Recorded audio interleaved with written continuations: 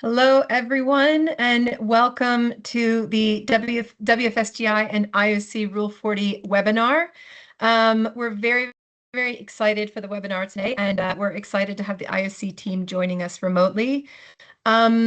Just before we get started, I know a few people might still be joining, so we're just going to give it another minute to let people join, and then we'll go ahead and get started.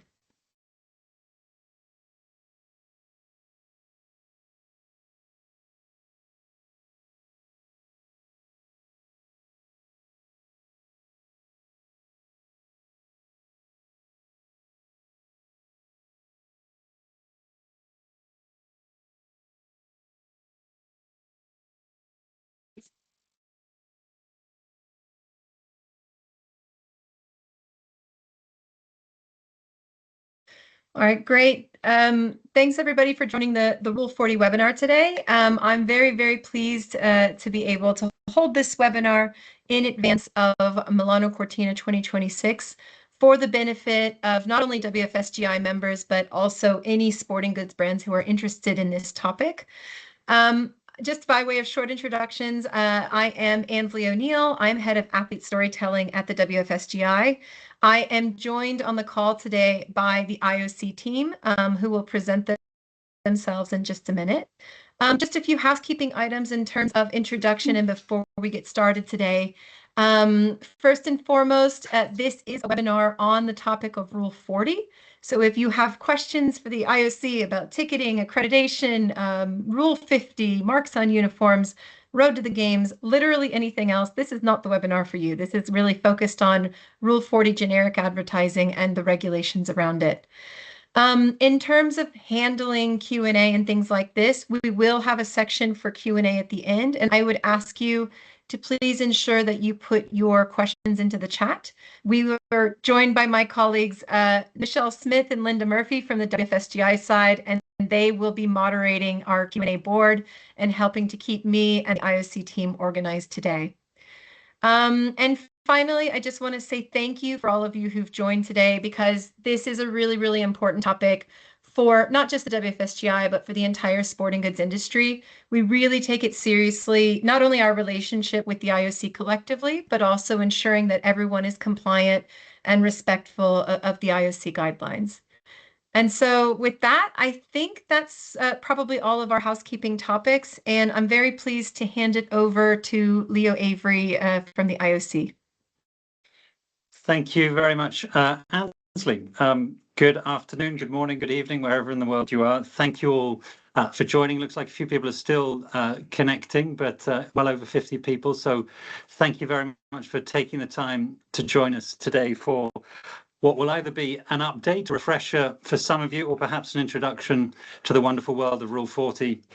And so really the aim is just to cover the main details of what we're talking about when we talk about Rule 40 and advertising campaigns featuring Olympians and the main rules that are in place to govern that. I am joined on screen by my colleague Emiliana, who's in the rights activation team, and she will be doing the notification element of the presentation in a little bit. So hopefully I can get this to work. Very good.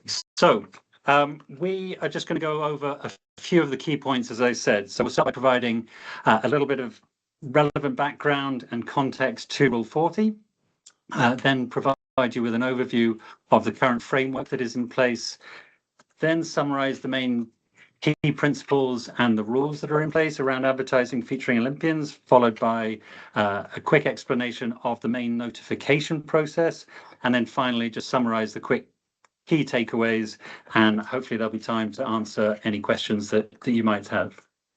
As Ansley said, if we can try to maybe keep all of the questions until the end, and then Michelle, Linda, defer to you to help manage with all of those. So Rule 40, what is it? Well, Rule 40, when we're talking about Rule 40, we're talking about Rule 40 of the Olympic Charter. Specifically, Rule 40 refers to anyone who is participating in the Olympic Games, that in order to participate, they agree to comply with certain key conditions of participation related to the competition. Then if we go down a step within Rule 40, we have a bylaw 3, and this essentially says that participants at the Olympic Games may allow their image to be used in advertising that takes place during the Olympic Games, subject to compliance with certain key principles, and we'll go over those key principles today. Now, when it came to putting together these key principles and to determine the appropriateness of the principles, the IOC has tried to put athletes' interests first. Now, in particular, these principles have been informed by the Athletes' Rights and Responsibilities Declaration, which was a historic athlete-driven declaration developed by athletes for the athletes through a worldwide consultation process. Based on the principles of Olympic solidarity, the IOC runs an international marketing program that ensures that all teams are funded to be able to participate in and prepare for and compete at the Olympic Games, regardless of the individual profile, commercial or sporting success of their individual athletes.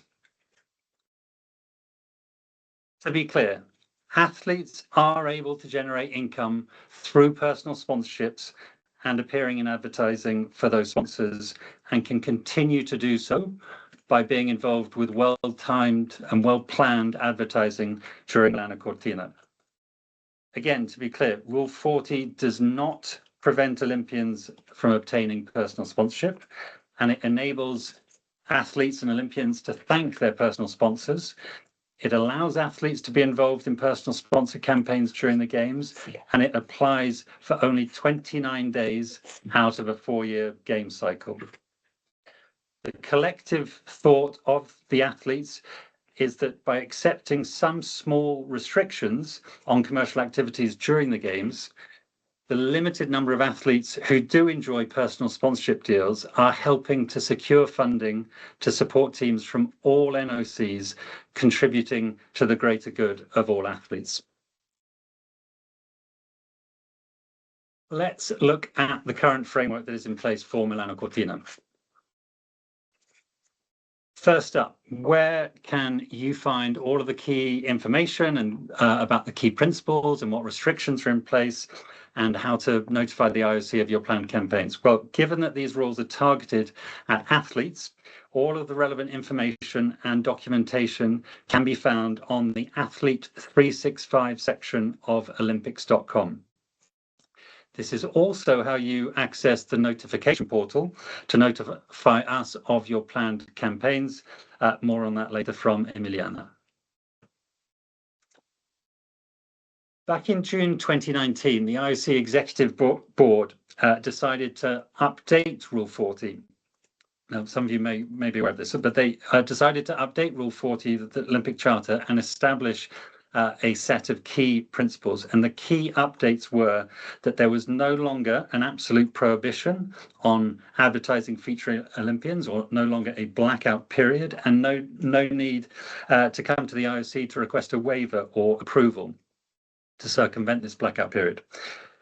These key principles, so the document that you see on the left of the screen, these set out how participants, which include but isn't limited to athletes, it can be members of their entourage or coaching staff, it's how they can engage in and benefit from commercial activities around the Games. These principles have been further confirmed in June of this year and shall apply for the Olympic Winter Games in Milano Cortina next year in 2026. But for those of you familiar with the rules that were in place for Paris and before then, Beijing, the key decision has been to keep the status quo so that we don't want to confuse the market by changing the rules. So essentially the same rules that were in play for Paris will remain in place here. The key principles document, if you are to go on the Athlete 365 section of Olympics.com, you will find that together with the key principles, there is this document that we're calling there on screen, the illustrative guidance, and some FAQs as well in a separate document. And it is imperative that you, your team doing the marketing campaigns, your sponsored athletes and their agents, look at these documents, and probably the key principles document maybe for some can be a bit wordy. So the illustrative guidance provides a number of illustrations that actually provide a lot of sense and context to what rules are in place. So really recommend that you take a good look at those documents. It's not just those documents that you need to be aware of. There are other documents in place that both yourselves as the brands and also your sponsored athletes and their agents need to be aware of. Recently launched with the updated athlete social media guidelines for Milano Cortina, which go into detail as to what athletes can and can't do when it comes to social media activity. We obviously acknowledge that athletes, like anyone else, are going to spend a lot of time on social media platforms, especially during the games. But we just need to be sure and clear what athletes can do and cannot do when it comes to doing anything that could be considered commercial. So there are rules in place within those guidelines that your sponsored athletes have to be aware of. But essentially, your athlete cannot undertake any commercial activities related to your sponsorship of them.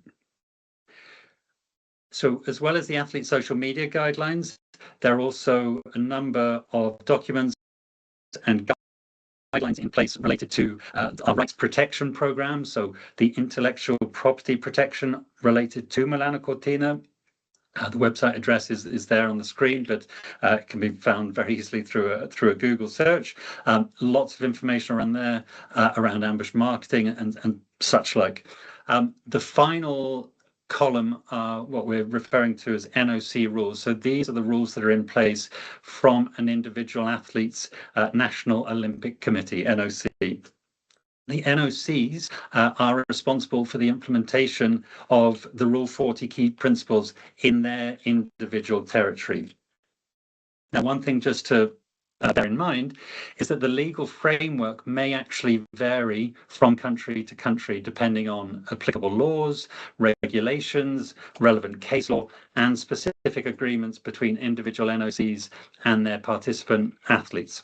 Therefore, implementation may vary between NOCs, but your starting point is on the Olympic platforms and reading through the relevant information. Now, if we start getting into more specifics, again, to be clear, non-Olympic partners can continue to run generic advertising campaigns featuring Olympians during the Games period. Now, what is a non-Olympic partner? Well, it's not an Olympic partner. And an Olympic partner is any entity that has a commercial relationship, i.e. Media rights contract, sponsorship or licensing agreement with any of the IOC, the organizing committee of Milano Cortina, or any of the individual national Olympic committees.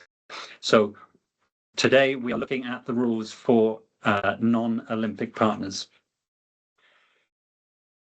Now, one of the first questions to ask yourselves is, what type of campaign is it that you're undertaking? Is it what we would call a multi-territory or a multi-athlete campaign? And if that is the case, then you need to be not only complying by the IOC's rules, but you need to be notifying the IOC. If it's targeted at a single territory, then it's the local NOC, local National Olympic Committee, that must be notified. So really, where it's a complex case, a complex campaign, multiple territories, multiple athletes, then it's to the IOC. Or if it's just a single territory, targeted at a single territory, it's to the individual NOC. What do we mean when we're talking about advertising being regarded as targeted at a single territory? Well, it's advertising that first, it uses a participant who represents the NOC of that particular territory. And so that's step one. And then two, it's either a campaign that's in the local language of that territory or country, or in the case of paid media, it's published in a media outlet targeted at that territory or that country. So it's for the NOC, it's the participant comes from that that country, and then the campaign itself is in the local language or targeted at that country. So if, for example, you're doing a campaign featuring a Brazilian athlete, but the campaign is on billboards in Canada, that does not go to the local NOC, that comes through us. But a Canadian athlete targeted at a Canadian territory, that then goes to the Canadian NOC. The second part of this is it needs to be what we call generic advertising. So this was the big change that was implemented or came into effect in 2020. And generic advertising, it comes through this new athlete advertising notification portal. And the main points on what is considered generic advertising is that there's no association with the Olympic Games and that there's no intrusion into the Games period. So what we mean by this is we're focusing on generic advertising. We are trying to avoid any attempt to actually ambush the Olympic Games. Specifically, part one, so that there's no association with the Olympic Games. That means no Olympic properties, no Olympic intellectual property may be used during any or as part of any advertising campaign. Now, if you go onto the platform and look at all this documentation, the full details on what is meant by Olympic properties is set out there. But in summary, we're talking about terms like Milano Cortina 2026, Olympics, Olympic Games, can be no featuring of the emblems from the Games, pictograms, mascots, medals, torches, etc.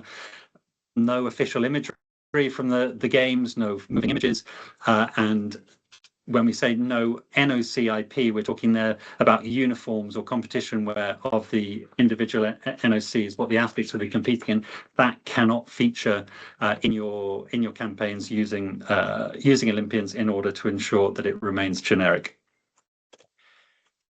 As the next step of no association, it's not just not featuring any Olympic IP, it's also not making any references to the Olympics, be it direct or indirect references to the Games.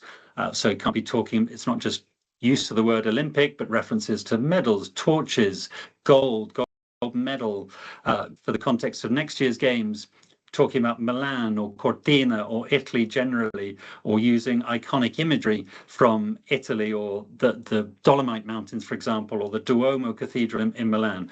All of that would take you over the threshold of no longer being considered generic advertising and into the realms of ambush marketing. Similarly, we've seen in the past examples of campaigns that featured, so around Paris, we saw campaigns attempting to use terms like just 2024 or summer, or even though it wasn't the exact replication of the Olympic symbol, representations of the Olympic symbol. So, for example, creation of bubbles in water, trying to create the five rings. So it wasn't the Olympic symbol itself, but it was an attempt to represent that Olympic symbol. Team slogans as well have been used. So the second part of the generic advertising requirements is the no intrusion into the market or into the Games period. This means that if you wish to have a campaign that features an Olympian, you are not to launch this new campaign in the lead up to the Games. So we have a requirement that your campaigns have to be in market for at least 90 days, which the cutoff date has now passed. It was the 29th of October. However, we also acknowledge that in certain cases, it doesn't actually make creative sense to have a campaign in market for prior to this 90-day period. So we can also consider business as usual campaigns. If, for example, so tomorrow is the 5th of December, if a brand can show that on the 5th of December in each of the last 2 or 3 years, a winter-focused campaign has been launched by a brand, then we could consider that as a business as usual campaign. But a brand looking for the business as usual campaign submission would need to provide supporting evidence to show that this was very much the case, that this has been the case in previous years. So we are saying there on the previous slide, cannot launch new campaigns in the immediate lead up to the Games. So the request is for existing campaigns to be in market, but the existing campaign to then continue during the games. But what we ask is that there's no actual escalation of the existing campaigns during the games period. So media investment for your campaign must be consistent through the lifespan of the campaign. So no escalation in games time, and in fact, the request would be to decrease the investment during the games period. So what we're really looking for, in summary, is for the campaigns to be run consistently and constantly rather than an escalation or increase in activity during games time because your campaign features an Olympian. Finally, just a few other rules and conditions for you and your athletes to be aware of. So from the brand's perspective, there can be no congratulatory messaging targeted to your Olympians. So no message of well done on your gold medal, especially just by saying congrats on your gold medal, but you don't use an image from the Olympic Games, that would no longer be generic in nature because it is talking about the Olympic Games. On the other hand, the athletes themselves, your athletes can do what we call a thank you message. So they are allowed to do one thank you message per sponsor brand, as long as that thank you message is just talking about your support, but there's no reference to products. So it's not thank you for, or it was because of, or thanks to my pair of shoes or my skis that I won the gold medal. Similarly, there can't be any Olympic IP featuring. So if their thank you message is, for example, a selfie that they're taken within a venue, there can't be any Olympic IP featured in the background. On the bottom left of the screen, social media, we obviously recognize the unique nature of social media campaigns and how you go about that. So what we would ask is, rather than having to submit every single individual post in advance, is as part of your notification, part of your submission, is you present a general strategy for your social media campaign.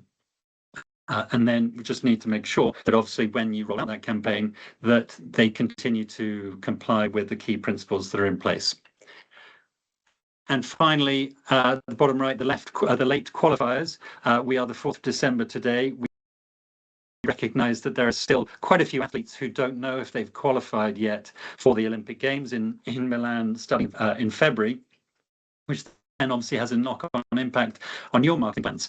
So if there is the case that an athlete is going to be qualifying late, or later than we currently know, what we would ask is you notify us as far in advance as possible. Perhaps now you obviously have your those athletes who are likely to perform well and likely to qualify, but if a qualification is imminent or very likely, include that within the submission.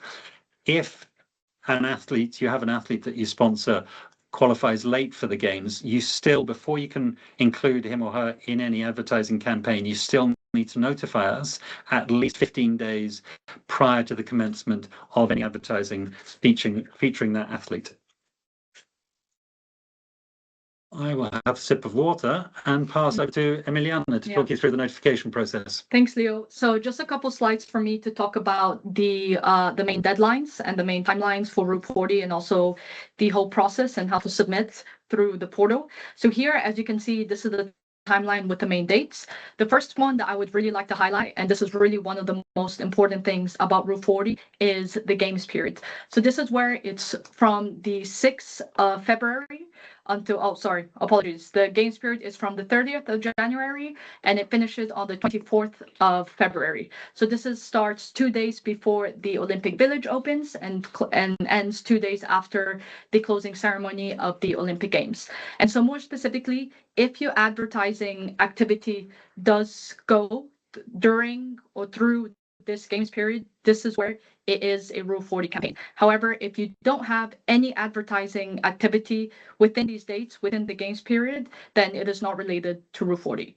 And so overall, right now we are in December 2025. So June is when we release the guidelines. The portal, which I will then explain to you later, where you need to submit the information on your campaigns, opened on the 9th of September.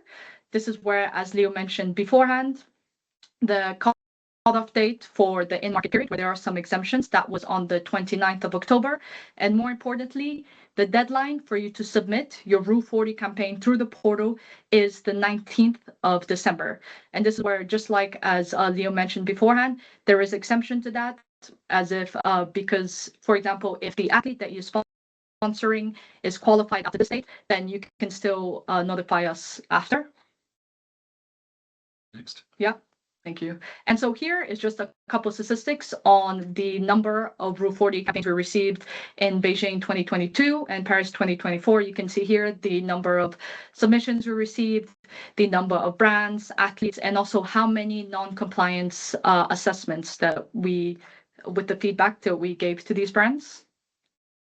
And so here, this is overall the steps for the portal and how to submit your Rule 40 campaign. So we really try to make it as simple as possible, as you can see, with really 4 simple steps. So this is where, as shown in the presentation, there's a link to the portal. This is where you don't even need to create an account. You simply just put in your email. This is where you would then receive an email from this platform in your email, and then that's where you click on the link. And then step 3, all you need to do is click on the reCAPTCHA checkbox to make sure you're not a robot. And then step 4 shows where you're very much within the notification portal. And so here, these are just screenshots of how the notification portal looks like. We understand that this may be time consuming, but we really want to highlight how important it is in your submission to really include as much detail as possible. So here you can see the types of questions that we ask, such as the campaign name, the dates, description. As Leo mentioned beforehand, nowadays a lot of advertising and marketing campaigns is on social media. So this is where within the media plan, where we're asking for information on that, you do not need to provide all the pictures of every single social media post. We just ask you to provide with us details on, for example, which channels you'll be activating in, the number of posts. If you are targeting any territories, giving us information on that as well. Any examples also of assets, even captions and hashtags. So we really do want to have as much detail as possible. And something that's also really important is that sometimes we have received submissions where we feel that we don't have enough information to give it feedback. So we don't have enough information to say, yes, this advertising campaign is compliant with Rule 40, you can move forward, where we also don't have information to say, no, it's not compliant, you need to change these things. So this is where, once again, it's on both sides, where if we feel like we don't have enough information, we will have to ask you for specific information. And this is where you would have to then go through the same steps again and submit a second time on the portal. So once again, something that we really do ask for you to do is to really include as much detail as possible the first time you submit. And so overall here, once again, just showing the steps. So this is where when we receive the notification, the IOC team, we review it. And so this is where if we feel like it is compliant with the Rule 40 framework, you then receive the feedback through your email. So this is where we say, yes, everything is fine, you can go ahead. Whereas in other instances where maybe there are some characteristics, some things that you may need to change with your campaign, we then ask you to make these changes, or we then, like I said before, if we feel like we don't have enough information, we'll have to ask for you to submit with more information. And this is where, like I said before, you would have to go through the portal again and make a new submission with the information that we asked for. Something else that I would also like to highlight, as we received this question a couple of times, is how many campaigns do you need to submit? Is it linked to the number of athletes, if you have 20 or if you have 200 different athletes? So when it comes to Rule 40, the number of athletes doesn't matter. It's not relevant. What is relevant is your campaign and how many different campaigns you have. So for example, you could have, maybe your brand has 3 campaigns, and you could have in the first one 20 athletes, in the second one just 1 athlete, and the third one 200 athletes. You still do need to have separate submissions for each campaign. You might even be having 5 different campaigns with 1 athlete. Even though it's with the same athlete, you still need to submit all the different campaigns. So once again, Rule 40 is not, when you submit Rule 40, it doesn't matter how many athletes you have. It matters the different types of campaigns that you have. Thanks, Sophie. So to wrap up, as was saying at the outset, and what is behind Rule 40 and the reason for maintaining Rule 40 is that having Rule 40 in place and having brands running marketing campaigns that feature Olympians complying with the requirements of Rule 40, the key principles, this sustains athlete funding and assists greatly with the Games organisation, because it is essential. We recognise that the Olympic Games are unique, and it really is a global multi-sport event representing the highest level of sporting achievement for a number of these athletes, and so it is essential that as many countries as possible are represented from around the world. And it is having these restrictions in place and ensuring compliance with these restrictions that we help maintain the distinctiveness of the Olympics and the Olympic marketing programs, so as to sustain this funding of global athlete participation in the organisation of the Olympic Games. So the takeaways for you today is the big ask, as I said earlier, is review the key principles documentation. So go onto the Athlete 365 section of Olympics.com, review those key documents that we highlighted. Remember that the cutoff date for sending in your submissions, notifying us, is the 19th of December. So that's 2 weeks tomorrow.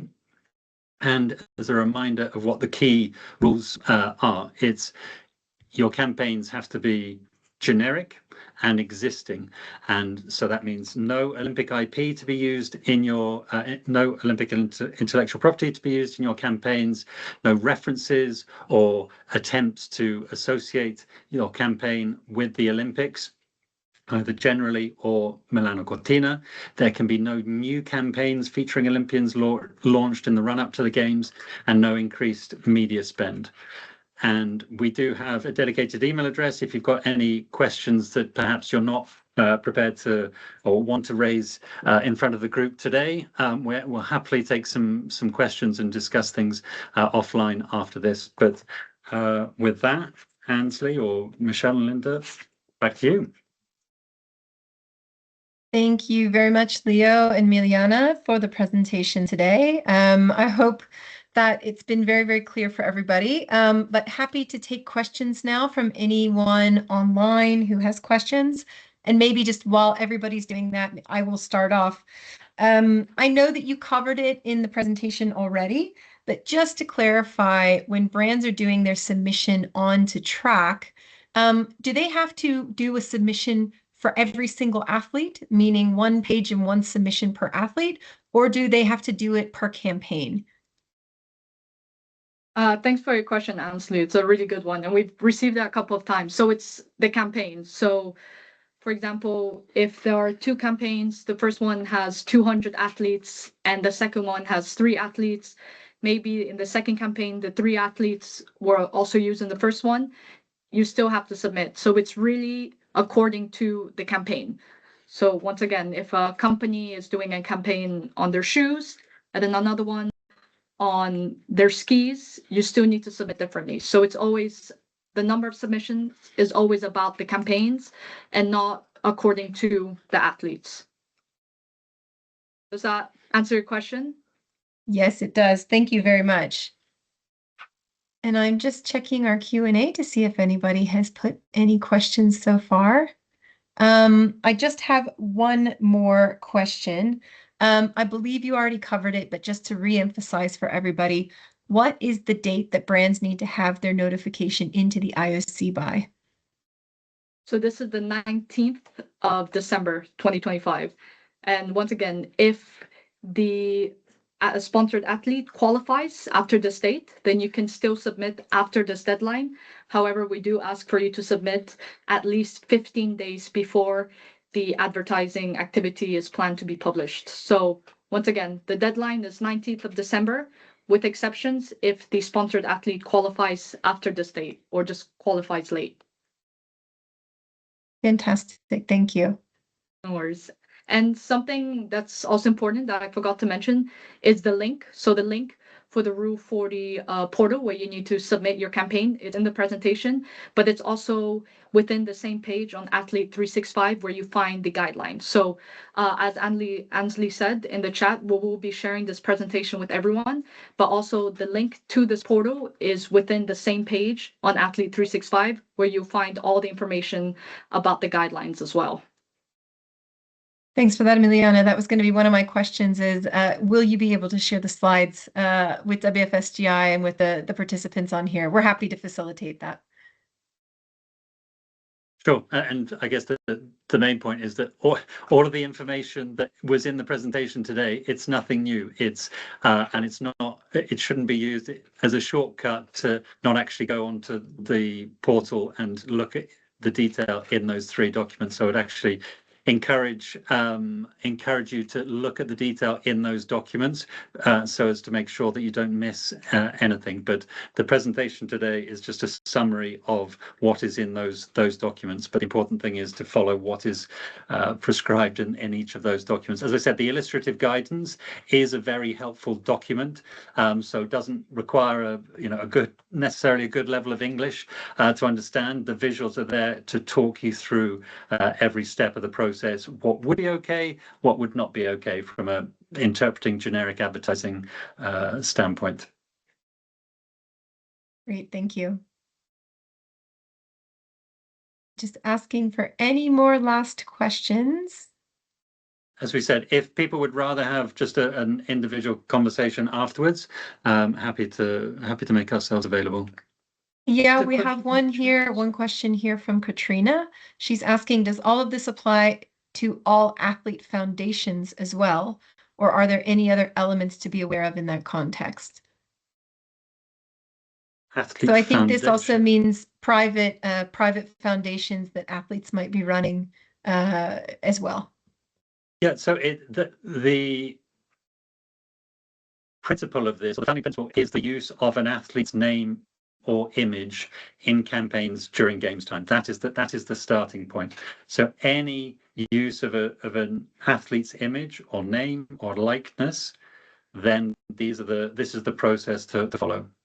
The commercial nature of the post is if it's a social cause, purely social cause. We would need to look at the context, because that's obviously sort of quite a high level question. It depends on how the athlete is being used, but the main rule is any use of the athlete's image or name during games time, then this process is the process to follow to submit. And it could be make the submission on behalf of an athlete foundation, we review, and then we can say, yeah, no, this is fine. Just related to that athlete image question, I think there was also quite a lot of questions around Paris, around the use of, for example, some landmarks like the Eiffel Tower into different social campaigns. How does the IOC view things like landmarks? Yeah, so that is what we would term an indirect attempt to indirectly associate the brand with the host city. So mentioned any use of the Duomo Cathedral or the Dolomites are hugely recognizable. So any attempt to use these iconic landmarks would be considered ambush as opposed to generic advertising, because it is an attempt to associate yourselves with the games. And we've got another question here from Timo. He's just asking, once we have done the notification, will there be like a formal green light or some kind of a communication by the IOC? Correct. So as we said on the slide there, so we provide our response within 10 days, and that response is either the green light to yes, go ahead, or it could be a yes, go ahead, but subject to making these changes, or you haven't provided enough information, please resubmit with the following points covered. As Emiliana said, we acknowledge this can be a bit of a laborious process and painful, but it is critical that you provide us with as much information as possible so that we can then hopefully give you that green light and you don't need to resubmit. Or there can be cases where the response is not a green light but a red light no, but we hope that's not the case, obviously. Thanks, Leo. And I think just to touch on one of the points that is often coming as well from many of the brands. So there does exist this other project called Road to the Games, and this project is for eligible brands who are qualified to do athlete storytelling throughout the period.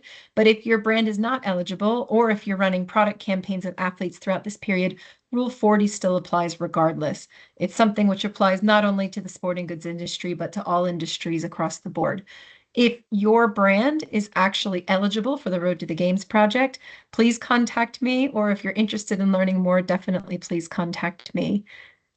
And I think with that, I do just want to say a big thanks to all of the brands on the call. Thank you very much to the IOC team for your presentation today. We would really appreciate getting the slides afterwards, as you can see from some of the comments. That would really help people to be able to just familiarize themselves and ensure that all of those links that you shared in the deck, people can go and they can find more information directly on the IOC's own webpage and resources.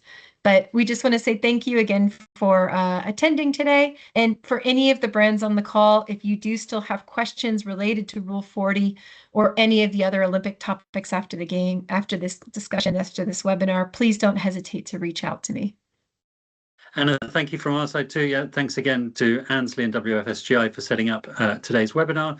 Hope you found it helpful. As we've said a couple of times, if there are very specific questions that you would like to take up with us, please don't hesitate to reach out. You can go through Ansley, or those of you who I already know can reach out to me directly. And a big thank you for all of you for taking the time to join. And don't forget, 19th of December, the final cutoff date. So thank you all for joining, and good luck to all of your athletes participating in Milano Cortina. Thanks, guys. Thank you, everyone. Have a good day. Grazie, Thank ciao. you.